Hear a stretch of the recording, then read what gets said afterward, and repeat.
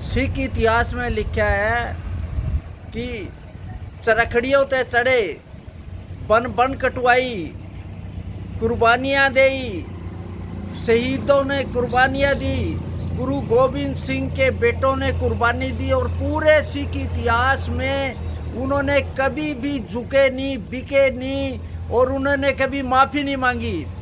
और मेरा इसलिए मैं कह रहा हूँ कि एक गुरनाम चुड़नी जो नकली किसान है, जिसने पगड़ी और दाढ़ी बांधकर उसने एक डीएफएससी का दड़ाक मारने के बाद उस बंदे ने रोना शुरू कर दिया और पाखंड किया एक हिजड़े की तरह।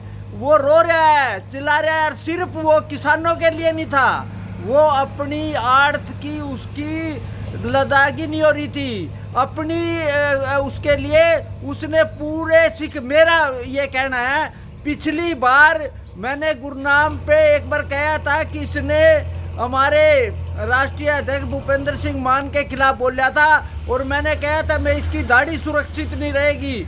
उसके लिए हमारे सिख समुदाय ने बड़ा विरोध किया और उन्होंने कहा कि इसकी माफ़ी मांगनी पड़ेगी और मैंने नहीं माफ़ी मांगी। मैंने उस समय भी कहा था गुरनाम सिंह चुड़नी ना तो सिख है, ये राधा स्वामी में आस्था रखता है और राधा स्वामी में आना जाना है, क्योंकि इसकी माता बसनोई है और इसका बाप जट है। तो ये जो ये बात है, आज उसने पगड़ी और दाढ़ी का अपमानित किया।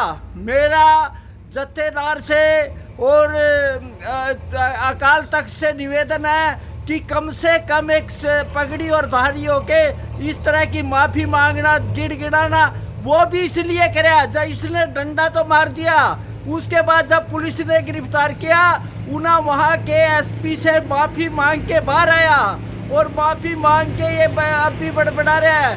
तो मैं कह रहा हूँ कि सिख मर्यादा में कभी भी झुके नहीं, बिके नहीं, गिड़गिड़ाए नहीं, रोए नहीं। सिख इतिहास में एक इतिहास है कि वो कभी भी रोए नहीं। आज भी हजारों किसान जेल के अंदर है, कुर्बानी दे है, लेकिन इस तरह की नीचता इसने जो की है और सिख समुदाय इस पे अपना पक्ष रखे और उस पर जवाबदारी करे और इस सिख समाज से निष्कासित करे। इसने एक तरह से सिख समाज को भी अपमानित किया। इस तरह की गतिविधि सिख समाज स्वीकार नहीं करता। सिख समाज में कभी भी इस तरह का रोना पीटना और जो हिजड़ा शाही है, इसके खिलाफ मैं इसकी निवेदन करूंगा, अकाल तख्त से भी करूंगा और हमारे हरियाणा के जो अध्यक्ष है उससे भी करूंगा कि इसको सिख समुदाय से निकाला जाए। वाहे गुरु जी का खालसा, वाहे गुरु जी की फतेह।